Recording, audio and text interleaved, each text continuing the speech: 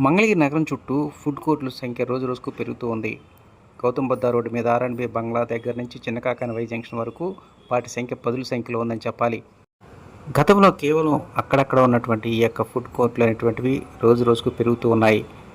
ఆటోనగర్ వద్ద ఐటీ ఉద్యోగులతో పాటు ఎన్ఆర్ఐ హాస్పిటల్ దగ్గర ఉన్నటువంటి డాక్టర్ సిబ్బంది నిత్యం రాత్రి అయితే చాలు ఈ బైపాస్ రోడ్డు మీద ఉన్నటువంటి ఫుడ్ కోర్టుల వద్దకు గుమ్మగూడుతూ ఉన్నారు.